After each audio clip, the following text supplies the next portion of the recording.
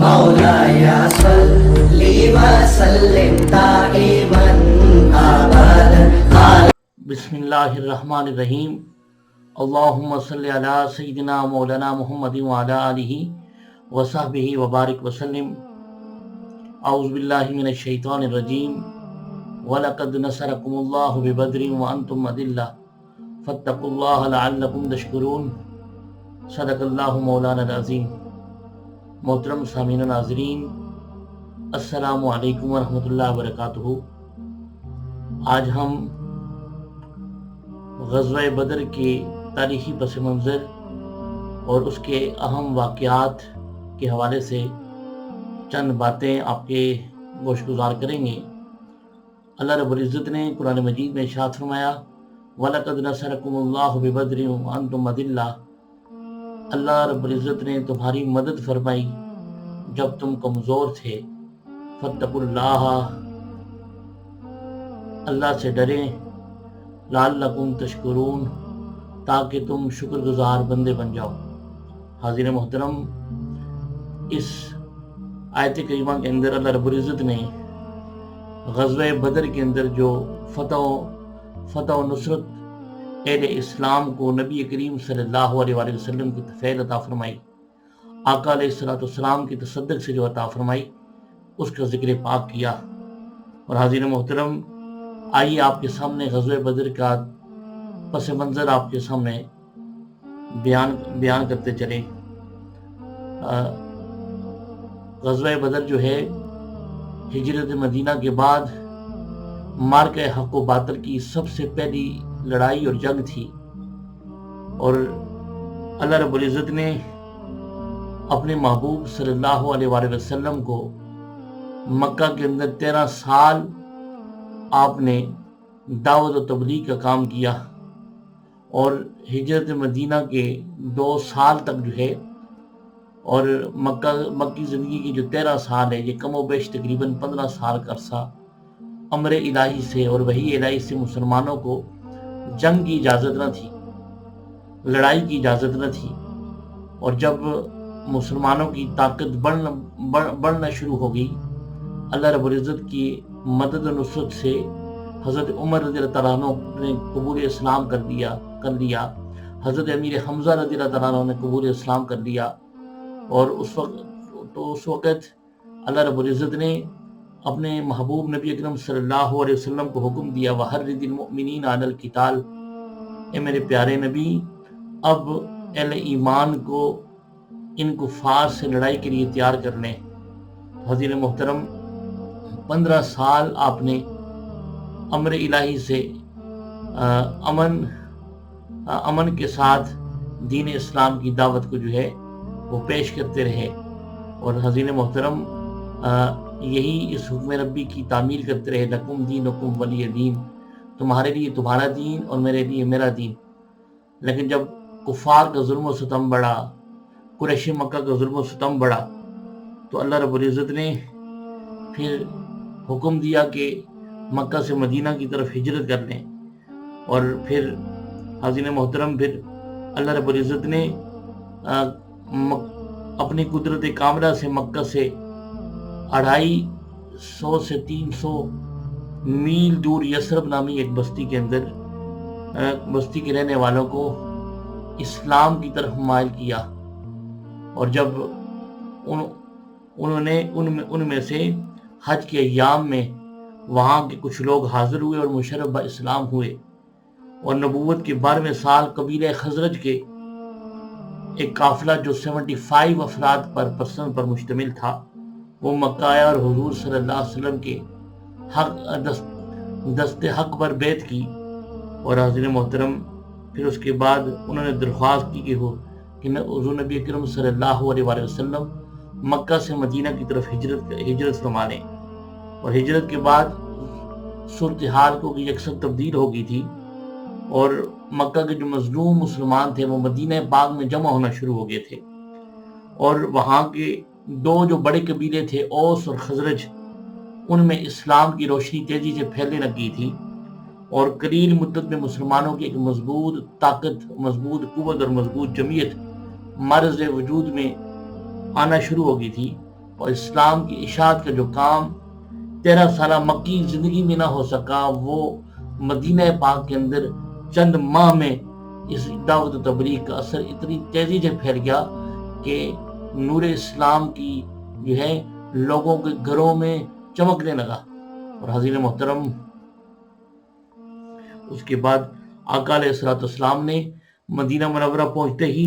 مہاجرین اور انصار کو اخوت کے رشتے میں پرو دیا، برادرہڈ کے رشتے میں، بھائی چارے کے رشتے میں، اور ہر مہاجر اور ایک انصاری کو بھائی بھائی بنا دیا۔ اور پھر یہودی قبائل جو مدینہ منورہ اور اس کے گرد و نواح میں رہائش پذیر تھے، ان کے ساتھ دوستی کے ایگریمنٹ کیے، فرینڈشپ کے ایگریمنٹ کیے، جن میں ہر ایک کو مکمل آزادی دینے کا جو ہے وہ کے ساتھ ہر ایک کو مکمل مذہبی آزادی دینے کے ساتھ یہ طے پایا کہ اگر کسی طرف سے مدینہ پاک پر حملہ کیا جائے تو سب مل کر اس حملے کا مقابلہ کریں گے۔ اہل مکہ کو ان حالات سے بے خبر نہ تھے، اور جو اسلام کی روز بروز ترقی کو دیکھ کر وہ دل سے کڑتے تھے، اور انہیں پتا تھا کہ اس آس پاس بسنے والے جو قبائل ہیں مسلمانوں کے، ان کے ساتھ دوستانہ معاہدے ہو چکے ہیں۔ وہ خوب جانتے تھے کہ اسلام اگر اسی طرح عروج پاتا گیا، ترقی پاتا گیا، تو اس وقت تو ہمارے جو مشرکانہ عقائد ہیں اور ہمارا جو جاہلانہ نظام حیات ہے، اس کے لیے تو ایک موت کا جو میسج ہے، موت کا پیغام ہے۔ اور حضرت محترم پھر اس کے بعد جو ہے اس لیے انہوں نے مدینہ پاک کے اندر جو ہے آ کر مختلف جو ہے پرتشدد کروائیاں شروع کر دی، اہل اسلام کو تنگ کرنا شروع کر دیا، اہل اسلام کو جو ہے ان کے لیے ٹربلز اور مصیبتیں کھڑی کرنا شروع کر دی، اور یہاں تک کہ جو ہے اور مدینہ پاک میں 2 ایسے ایلیمنٹ سے جن کی وجہ سے وہ مدینہ پاک کے ماحول کو جو ہے وہ چینج کر سکتے تھے۔ ان میں سے ایک عبداللہ بن ابی تھا جو منافقین کا سردار تھا۔ آقا علیہ السلام کی آمد سے قبل اس کے سر پر مدینہ کی بادشاہت کا تاج سجنے لگا تھا، اور جو زرگر تھا، جو سنیار کی دکان پر اس کا تاج جو ہے وہ بن چکا تھا۔ لیکن جب آقا علیہ السلام تشریف لائے تو مدینہ پاک کا ماحول تبدیل ہو گیا، اور سب حضور علیہ السلام کے ہاتھ پر دست اقدس پر بیعت کرنا شروع کر دیا، اور وہاں جو ہے لوگ دائرہ اسلام میں داخل ہونے لگ گئے۔ اور حضرت محترم عبداللہ بن ابی حسد اور جلن کی آگ میں جو ہے وہ تڑپ رہا تھا۔ ایک اس ایلیمنٹ کو وہ مشرکین مکہ، کفار مکہ استعمال کر سکتے تھے، اور دوسرا جو تھے یہودی جو بظاہر تو جو ہے مسلمانوں کے ساتھ دوستانہ تعلقات رکھے ہوئے تھے، اور انہوں نے ویلکم بھی کیا تھا، لیکن ان کو وہ یہ سمجھتے تھے کہ یہ مکہ سے مصیبت زدہ لوگ آئیں گے، اور ان کے مالی حالات سے تنگ آ کر یہ ان کو ہم اپنے ملت پر جو ہے وہ لے آئیں گے، اپنے دین پر لے آئیں گے۔ لیکن جب پیغمبر اسلام اور آقا علیہ السلام کے جو صحابہ کرام کی جو جماعت تھی، ان اس کو مضبوط ہوتے ہوئے جب دیکھنے لگے تو ان کی توقعات جو ہے وہ ختم ہونا شروع ہوں گی۔ اور اس حضرت محترم اس ماحول کے اندر اہل مکہ مدینہ پاک میں آ کر جتھے کے جتھے آتے، اور مسلمانوں کے مال و دولت جو مویشی ہوتے، اونٹ ہوتے، بکریاں ہوتی، ان کو چرا کر لے جاتے۔ ان حالات کے پیش نظر مسلمان جو ہے ہاتھ پر ہاتھ رکھ کر بیٹھ نہیں سکتے تھے، اور اپنی آنکھوں سے دیکھا کرتے کہ کس طرح مخالفت کی آندیاں جو ہیں وہ چل رہی ہیں، اور کس طرح طوفان امڑ رہے ہیں۔ اور حضرت محترم مسلمان اس طبیعت کے لوگ نہیں تھے کہ ظلم و ستم بھی ہو رہا ہو، جبر و تشدد بھی ہو رہا ہو، اور وہ جو ہے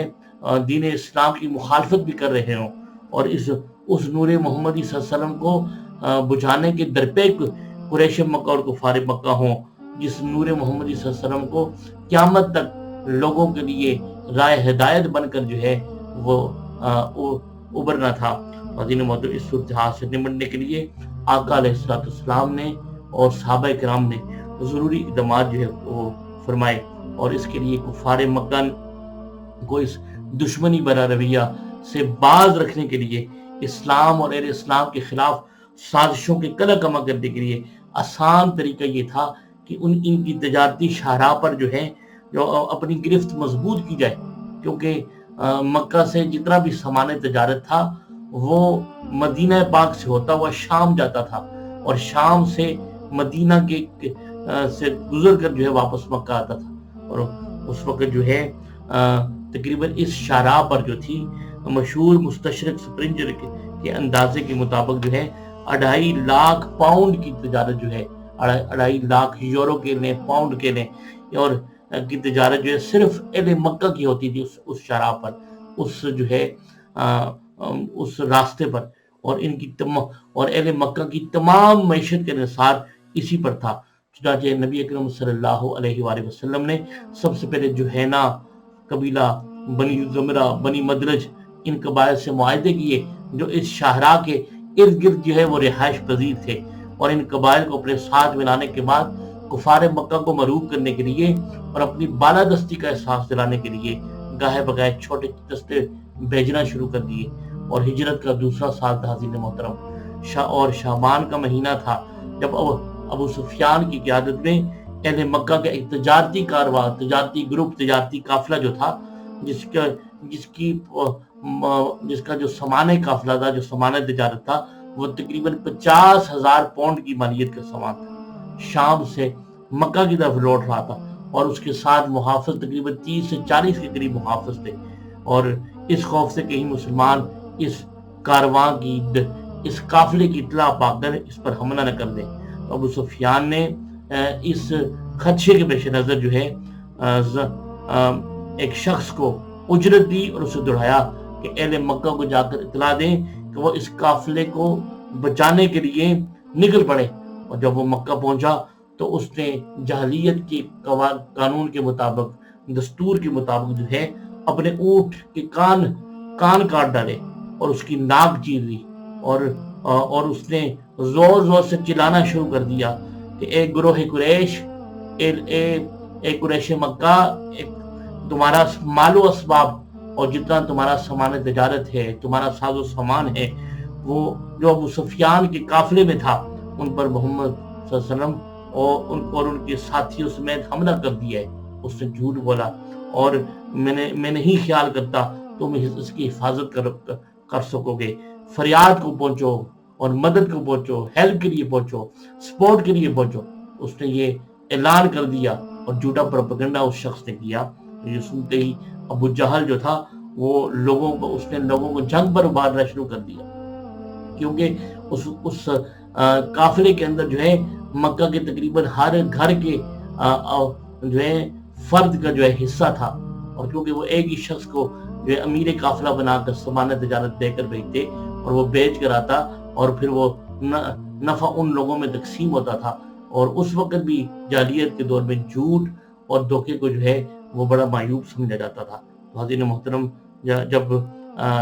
جب ابو سفیان کے اس شخص بھیجے ہوئے قاصد نے جب یہ جھوٹا پروپیگنڈا کیا، تو ابو جہل نے لوگوں کو اکٹھا کیا، اور تقریباً تھوڑی دیر میں 1000 کے قریب وہ لشکر تیار ہو گیا، اور جس کے پاس 600 وہ زرہ تھی، اور 100 سواروں کا دستہ بھی تھا، اور بڑے کرو فر کے ساتھ اسلحے سمیت، تلواروں کے سمیت، نیزوں، ہر ایک کے پاس تلوار تھی، نیزے تھے، اور اس سمیت وہ قافلہ اس کے لیے، اس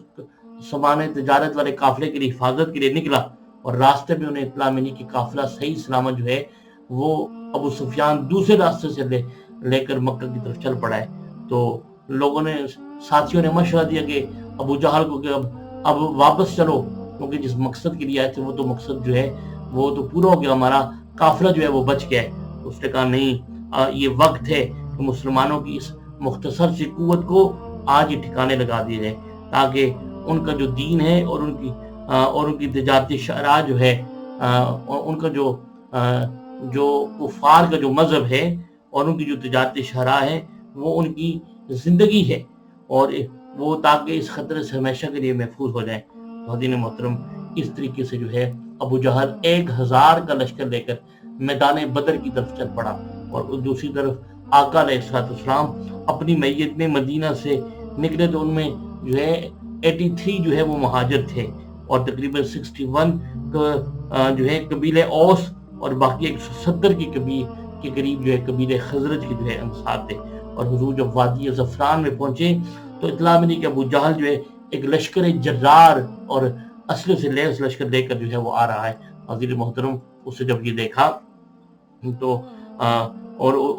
उसके जो अबू सुफियान के जो काफिले की मुहाफ़िज़ थे वो 30-40 के करीब थे, वो तो काफिला जो है वो दूसरी से चल पड़ा। और ये जो 1000 का जो लश्कर था ये जंगजू थे, तजर्बाकार जो है बहादुर थे और जिसकी क़यादत जो है मक्का के मशहूर सरदार अबू जहल कर रहा था। और जो तादाद और ये जो लश्कर था ये मुसलमानों की तादाद से 300 मुसलमानों की तादाद जो थी वो 313 थी, यानी 3 गुना ज्यादा था कुफार का लश्कर। और साजो सामान और असला में भी कोई निस्बत नहीं थी। आज़ीज़ मोहतरम, फिर आका अलैहिस्सलाम ने इन हालात में गहरी नज़र का मुताला फरमाया और फिर आका अलैहिस्सलाम को ये मालूम था कि अगर आज हमने कमज़ोरी दिखाई तो सिर्फ यही नहीं कि कुफार के हौसले बढ़ जाएंगे, बल्कि जो यहूद और मुनाफिक मदीना के अंदर दबे हुए थे वो भी जो है खड़े हो जाते मुसलमानों के खिलाफ। तो इसके पेश नज़र जो है ताकि दाखिली अमन का जो है उसको भी खतरे से बचाया जाए और आपने जुर्रत और हिम्मत और बहादुरी से अपने सहाबाए किराम के साथ जो है वो मैदान के बदर की तरफ तशरीफ ले गए। और जब और उससे पहले आपने एक मजलिस मशावरत कायम की और आपने जिसमें मुहाजिरीन और अंसार सब जो है वो उन्होंने शिरकत की और उनके सामने आका अलैहिस्सलाम ने सारी सूरत हाल जो है वो बयान फरमाई। तो हज़रत सिद्दीक़ व फ़ारूक रज़ियल्लाहु ताला अन्हुमा ने अपने जज्बे ईमानी का इजहार किया कि हम अर्ज़ के या रसूलल्लाह हम हाजिर हैं। और हज़रत मिक़दाद बिन उमर खड़े हो गए और अर्ज़ के या रसूलल्लाह जैसे अल्लाह का हुक्म है आप तशरीफ ले चलिए, हम आपके साथ हैं, हम आका अलैहिस्सलाम के साथ हैं। बखुदा हम हुजूर की खिदमत में वो बात नहीं करेंगे जो बनी इसराइल ने मूसा अलैहिस्सलाम से की थी कि आप और आपका खुदा जाकर लड़े, हम तो यहाँ बैठे, बल्कि हम तो ये अर्ज करेंगे कि आप और आपका रब्बे करीम दुश्मन से भी नबर आज़मा हो और हम सब आपके साथ हैं और हम आपके शाना बशाना है। अंसार के अलम साद बिन माज उठे और अर्ज के या रसूलुल्लाह सल्लल्लाहु अलैहि वसल्लम आप हमारी राय पूछ रहे हैं? आका अलैहिस्सलाम ने फरमाया हाँ। तो साद ने अर्ज की कि हम आप पर ईमान लाए, आपकी तस्दीक की और इस बात की गवाही दी कि आप अल्लाह के सच्चे रसूल हैं और अगर आप समुद्र में कूदने का हुक्म भी देंगे तो हम सब आपके साथ समुद्र में छलांग लगा देंगे और कोई एक भी पीछे नहीं हटेगा। मैदान जिहाद में हमारी जानें भी आपके कदमों पर निछावर हैं। अल्लाह ताला आपकी आंखों को ठंडा करेगा। अल्लाह की बरकत पर चलिए। राज़ीन मोहतरम, इस तरह ये सरफरोशान इस्लाम का ये ग्रोह जो था अपने रब के नाम को बुलंद करने के लिए जो है बदर के मकाम पर खिमज़न हुआ और वहाँ क्योंकि कुफार ने आका अलैहिस्सलाम को निशाना बनाना था तो आका अलैहिस्सलाम की हिफाजत के लिए सहाबाए किराम ने बदर के मैदान के एक किनारे पर पहाड़ के करीब आपने आका अलैहिस्सलाम के लिए करीश एक झोपड़ी का जो है वो एहतमाम किया और जिसकी हिफाजत हज़रत अबू बकर सिद्दीक़ रज़ियल्लाहु ताला अन्हु ने उसकी और मौला अली शेर खुदा ने वहाँ पर पहरा दिया। और राज़ीन मोहतरम, फिर उसके बाद जो है इसी असना में फिर आका अलैहिस्सलाम जो है मैदान बदर से एक दिन पहले जो है वो आपने मैदान बदर का जो है विजिट किया और आपने जो है वहाँ पर जाकर आपके दस्ते अक़दस में एक स्टिक थी, एक छड़ी थी और वहाँ पर जो है आपने निशान लगाए और निशान लगाकर फिर आप हज़रत अनस रावी हैं, वो कहते हैं कि आका अलैहिस्सलाम के दस्ते अक़दस में छड़ी थी और मैदान बदर में ग़ज़वे बदर से एक दिन पहले तशरीफ ले गए और सारी रात उस रात जो है आका अलैहिस्सलाम जो है रब के हुजूर दुआएं करते रहे, रब के हुजूर गिरिया उजारी करते रहे और अर्ज़ की बारी ताला ये रूए ज़मीन पर जो है मुट्ठी पर तेरा नाम लेने वाले हैं, अगर तू बारी ताला तेरी मदद ये इनको न पहुंची और ये तेरी राह में कुर्बान हो गए تو تیری قیامت تک تیرا نام لینے والا کوئی نہیں ہوگا۔ تو اتنا جو ہے رب کی بارگاہ میں خشوع و خضوع کے ساتھ، گریہ و زاری کے ساتھ اور گڑ گڑا کر آقا علیہ السلام نے دعا کی کہ حضور علیہ السلام کی کندھ مبارک سے آپ کی چادر مبارک نہیں چرکے گی۔ تو حضرت ابوبکر صدیق رضی اللہ تعالیٰ عنہ نے وہ چادر دوبارہ آپ کی کندھ مبارک پر رکھی اور عرض کی یا رسول اللہ صلی اللہ علیہ وسلم، اللہ رب العزت آپ کی مدد و نصرت ضرور کرے گا، آپ کو اللہ رب العزت فتح عطا فرمائے گا۔ حضرت محترم پھر اس صبح جب ہوئی تو آپ میدان بدر میں تشریف لے گئے اور میدان بدر کے اندر جو ہے آپ نے اپنے اس دستک میں جو چھڑی دستک کے اندر جو چھڑی تھی اس سے جو ہے نشان لگائے اور آپ نے دائرے لگا نشان لگا کر فرمایا کہ یہ فلاں بن فلاں کے مرنے کی جگہ ہے، یہ ابو جہل کے مرنے کی جگہ ہے، عتبہ کے مرنے کی جگہ ہے، عتیبہ کی، شیبہ کی، ولید کی۔ تو حضرت انس کہتے ہیں کہ جب میدان غزوہ بدر والے دن جب گمسان کی لڑائی ہو رہی تھی اور اہل اسلام جو ہے کافروں کو جو ہے وہ کاٹ رہے تھے، تو میں ان لکیروں کو دیکھ رہا تھا، ان نقشوں کو دیکھ رہا تھا جو ایک دن پہلے آقا علیہ السلام نے جو ہے وہ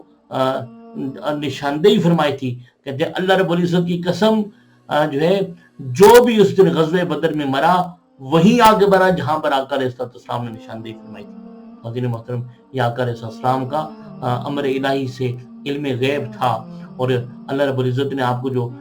نگاہ نبوت عطا فرمائی تھی اس کے ذریعے آپ نے نشاندہی فرمائی۔ اور میدان بدر کے دن جو ہے جب غزوہ بدر ہوا اس کے حالات آپ کے سامنے پیش کر دیں کہ کفار کا جو لشکر تھا انہوں نے طے کی کہ روزانہ ایک اونٹ ذبح کیا جائے گا اور کچھ گانے والی عورتیں جو تھیں انہوں نے جو ہے منگوائی ہوئی تھی۔ شراب کے دور چل رہے تھے کفار کے خیموں کے اندر اور اہل اسلام ان کے کھانے پینے کا بھی سامان جو ہے وہ بہت کم تھا اور اہل اسلام راتوں کو جو ہے رب کی بارگاہ میں سجدہ ریز تھے، مصلی کی پیٹھ پر رب کے حضور جو ہے گریہ وزاری کر رہے تھے، التجا کر رہے تھے اور عبادتیں کر رہے تھے، ریاضتیں کر رہے تھے۔ اور جب کفار جو ہے کیونکہ میدان بدر میں پہلے پہنچ گئے تھے انہوں نے وہاں کنووں پر قبضہ کر لیا، جو خشک اور ریتلی زمین تھی وہ مسلمانوں کے لیے چھوڑ دی۔ جب نبی اکرم صلی اللہ علیہ وسلم تشریف لائے تو جب غزوہ بدر ہوا 17 رمضان المبارک کو، تب تپتی دھوپ تھی، صحابہ کرام نے روزے رکھے ہوئے تھے اور سورج گرمی برسا رہا تھا۔ آپ نے دعا مانگی اور پھر اللہ نے بارش عطا کر دی اور آپ آقا علیہ السلام نے فرمایا کہ صحابہ کرام کو کہ حوض بنا لو۔ صحابہ کرام نے چھوٹے چھوٹے حوض بنا لیے اور پانی ان کے اندر جمع ہو گیا اور عزیز محترم پھر صحابہ کرام نے وہ پانی خود بھی پیا، وضو اور غسل کے لیے بھی رکھا اور اپنے جانوروں کو بھی پلایا اور جو ریتیلی زمین تھی بارش پڑنے کی وجہ سے جو ہے وہ پکی ہوگی، پختہ ہوگی اور کفار کی جانب جو تھا وہ کیچڑ والی زمین ہوگی اور ان کا پانی بھی ختم ہو گیا اور کافروں کی طرف جو ہے وہ پانی کی جو ہے وہ کمی ہوگی اور مسلمانوں کے پاس وہ پانی جمع تھا اور رات کو دو کافر جب پیاس سے بلبلائے تو وہ مسلمانوں کے حوض کی طرف آئے پانی پینے کے لیے۔ تو صحابہ کرام نے عرض کیا یا رسول اللہ تو یہ دو کافر جو ہے پانی پینے کے لیے حکم دے دیں ان کو اڑا دوں؟ آقا علیہ السلام نے شاہ فرمایا نہیں، بے شک یہ مفہوم حدیث ہے، بے شک یہ کافر ہیں لیکن ہیں تو مخلوق، انہیں پانی پینے دو۔ میدان بدر میں پڑاؤ پھر فرمایا اور صحابہ کرام نے بھی، آقا علیہ السلام نے بھی، اور دوسری طرف کافر جو تھے ساری رات شور و غل کرتے رہے اور جو ہے گانے بجانے کی مجلس سے جو انہوں نے قائم کی ہوئی تھی اور جاسوسی کے لیے انہوں نے ایک بندہ بھیجا ابو جہل نے کہ پتہ کر کے آؤ کہ کتنے بندے ہیں ان کے، کتنا اسلحہ ہے، کتنے جوان ہیں، کتنے بوڑھے ہیں۔ جب اس نے بتایا آ کر کے جو ہے اسلحہ تو بالکل تھوڑا نہ ہونے کے برابر ہے، جو ہے 313 لوگ ہیں، افراد ہیں، 6 زرے ہیں، 8 تلواریں ہیں، کھانے پینے کا سامان بھی تھوڑا ہے اور کچھ بچے بھی ہیں، کچھ بوڑھے بھی ہیں۔ ابو جہل نے جب یہ سنا کھلکھلا کر ہنسا، کہا کہ صبح جنگ کی ضرورت نہیں ہے، انہیں گھوڑوں کی پشتوں پر باندھ کر مکہ لے جائیں گے۔ تو جاسوس نے کہا، وہ جو جاسوسی کر رہا تھا اس نے کہا رک جاؤ ذرا، پوری بات سنو میری۔ کہنے لگا کہ سناؤ۔ کہنے لگا وہ بے شک 313 ہیں لیکن سب نے سروں پر کفن جو ہے وہ باندھ کر رکھے ہوئے ہیں اور سب جو ہے رب کے حضور شہادت کی دعا مانگ رہے ہیں. اس لیے شاعر کہتے ہیں کہ شہادت ہے مطلوب مقصود مومن، نماز غنیمت تکشور کشائی. ابو جہل جو تھا اس رات ساری رات شراب پیتا رہا، مغنیاں جو ہے گانے گاتی رہی، اور جو مسلمان تھے دوسری طرف صحابہ کرام نبی اکرم صلی اللہ علیہ وسلم کے ساتھ جو ہے وہ رب کے حضور التجائیں کرتے رہے، رب کے حضور اللہ رب العزت کی بارگاہ میں عبادت کرتے رہے. اور پھر حضرت محترم حق علیہ السلام نے اس رات یہ دعا مانگی، اے اللہ میرے پاس یہ 313 کل ہیں، آج اگر یہ ختم ہو گئے تو قیامت کے دن قیامت تک کون تیری عبادت کرے گا. اور حضرت محترم پھر اس کے بعد جو ہے میدان بدر کے اندر جب آقا علیہ السلام نے ساری رات دعا کی اور پھر امر الہی سے حکم ہوا کہ محبوب ہم 1000 فرشتے کے ذریعے آپ کی مدد کریں گے، پھر فرمایا 3000 فرشتے کے ذریعے مدد کریں گے، پھر فرمایا محبوب 5000 فرشتوں کی مدد کریں گے. اذ تقول للمؤمنین لن یکفیکم ان یمدکم ربکم ب3000 من الملائکۃ مصوبین وما جعلہ اللہ الا بشریٰ لکم ولتطمئن قلوبکم بہ. اور حضرت محترم پھر حکم ہوا 5000، تو پھر اللہ کے امر سے پہلے 1000 فرشتے آئے، پھر 3000 آئے، پھر 5000 فرشتے جو ہے ب5000 من الملائکۃ مصوبین کے تحت جو ہے مسلمانوں کی مدد کے لیے نصرت کے لیے جو ہے وہ اترے. اور پھر جوگ در جوگ فرشتے صف در صف جو ہے وہ آئے، اور کیونکہ ساری رات آقا علیہ السلام اللہ رب العزت کی بارگاہ میں دعا کرتے رہے، عبادت کرتے رہے، ریاضت کرتے رہے، التجا کرتے رہے. تو یہ اس سے یہ بھی پتہ چلا کہ بے شک حکم ہے طاقت بناؤ، اسلحہ بناؤ، صفے بناؤ، اتحاد قائم کرو. کفر پر غلبہ پانے کے لیے خدائی مدد بھی ضروری ہوتی ہے. اسے رب کے حضور جھکا بھی کرو، رب کے حضور عبادت کیا کرو، رب کے حضور بندگی. صحیح مسلم کے اندر ہے، ابو داؤد کے اندر ہے، اور وہ جو حدیث پاک میں نے سنائی کہ آقا علیہ السلام نے ایک دن پہلے جو ہے سب کفار جتنے بھی کفار تھے، سرداران کفار، ان کے مرنے کی جگہ کی نشاندہی فرما دی تھی. یہ صحیح مسلم ابو داؤد کی حدیث ہے. اور حضرت محترم اگلے دن جب صف بندی ہوئی تو صفیں سیدھی ہوگی، دونوں لشکر آمنے سامنے تھے، اور لشکر کفار سے ولید، عتبہ اور شیبہ جو ہے وہ نمودار ہوئے. اور آقا علیہ السلام نے انصار میں سے ایک شخص کو بھیجا. انہوں وہ کہنے لگے کہ ہمارے مقابلے میں قریشی کوئی بھیجے، کوئی ہاشمی بھیجے. تو آپ نے آقا علیہ السلام نے حضرت امیر حمزہ رضی اللہ تعالیٰ عنہ کو بھیجا. مولا علی شیر خدا جو پہلے سے ہی جو اسد اللہ و رسول ہو، پہلے اللہ اور اللہ کے رسول کے شعر تھے، وہ تیار تھے. حضرت عبادہ، حضرت امیر حمزہ اور حضرت مولا علی شیر خدا نے اپنے دشمنوں کو واصل جہنم کر دیا. اور عبادہ کے دشمن کو، وہ تھوڑے بزرگ تھے تو وہ زخمی بھی ہوئے، ان کے دشمن کو بھی جو ہے واصل جہنم کر دیا. پھر حضرت بلال رضی اللہ تعالیٰ عنہ نے امیہ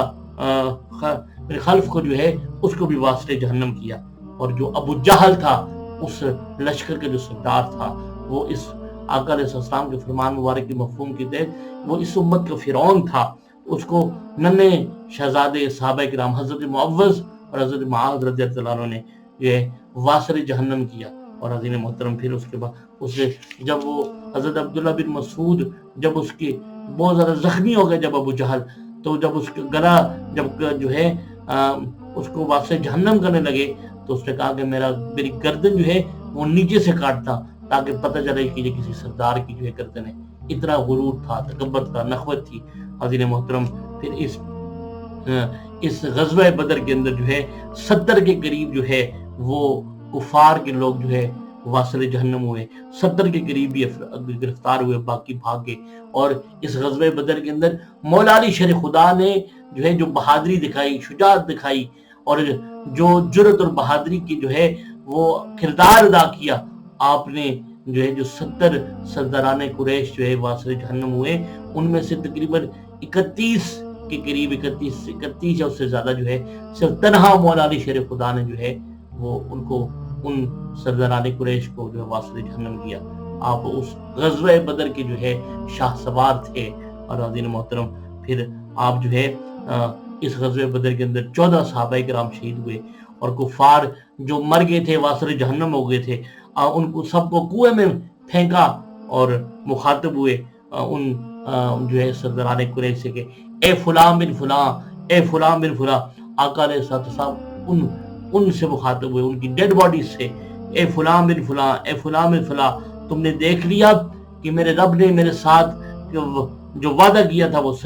اس نے پورا کر دکھایا، سچا کر دکھایا. حضرت عمر رضی اللہ عنہ نے عرض کیا یا رسول اللہ صلی اللہ علیہ وسلم، آپ مردوں سے خطاب کر رہے ہیں، کلام کر رہے ہیں، گفتگو کر رہے ہیں. آپ صلی اللہ علیہ وسلم نے فرمایا عمر جتنا تم سن رہے ہو جو ہے اتنا یہ بھی سن رہے ہیں. حاضرین محترم، پھر اس کے بعد آقا علیہ السلام نے آدمی بھیجا اور فرمایا کہ لوگوں کو خوشخبری سنا دو کہ اللہ نے فتح دے دی ہے. اور حاضرین محترم، غزوہ بدر کے قیدیوں میں آپ کے داماد ابو العاص بھی آئے، اور اس کے بعد جو ہے آپ کے چچا جناب عباس بھی قیدی تھے، اور آدھی رات کا وقت تھا. حضرت انس کہتے ہیں کہ ان قیدیوں کو زور سے رسیوں سے باندھا ہوا تھا اور وہ کرا بھی رہے تھے. نبی اکرم صلی اللہ علیہ وسلم آدھی رات کے وقت میں نے دیکھا کہ وہ بے چینی سے باہر تشریف لے آئے. تو عرض کی یا رسول اللہ صلی اللہ علیہ وسلم آپ کے تو آرام کا وقت ہے. فرمایا کہ ان کی رسیوں کو ڈھیلا کر دو، مجھے سکون نہیں آ رہا. بے شک یہ عرض کی یا رسول اللہ یہ تو دشمن ہے. فرمایا بے شک یہ دشمن ہے لیکن میں تو رحمت للعالمین ہوں، میں تو سب جہانوں کے لیے رحمت ہوں. حاضرین محترم، پھر اس کے بعد پھر صبح جب ہوئی تو آقا علیہ السلام نے مشورہ کیا کہ ان کے ساتھ کیا سلوک کیا جائے. حضرت عمر رضی اللہ تعالیٰ عنہ جو تھے انہوں نے کہا کہ ہر ان میں سے جو جس خاندان کا ہے اس کے حوالے کریں اور وہ ان کو وہ اپنے ہاتھوں سے ان کو واسطے جہنم کریں. تو حضرت محترم آقا علیہ السلام نے پھر حضرت ابوبکر صدیق رضی اللہ تعالیٰ عنہ سے پوچھا. آپ نے فرمایا کہ ان سے عرض کی یا رسول اللہ ان سے فدیہ لے لیں، انہیں چھوڑ دیں، ان کی نسلیں شاید کلمہ پڑھ لیں. حضرت محترم، پھر ان سے فدیہ لیا گیا قیدیوں سے، اور جن کے بعد فدیہ نہیں تھا 10 بچوں کو پڑھنا سکھا دو، یہ فدیہ رکھا. اور ان میں سے چچا عباس بھی تھے، تو ان سے جب پوچھا تو انہوں نے کہا فدیہ تو نہیں ہے. تو آقا علیہ السلام نے فرمایا کہ جب آپ چچا جان جب آپ جو ہے اس غزوہ میں جب آئے تھے تو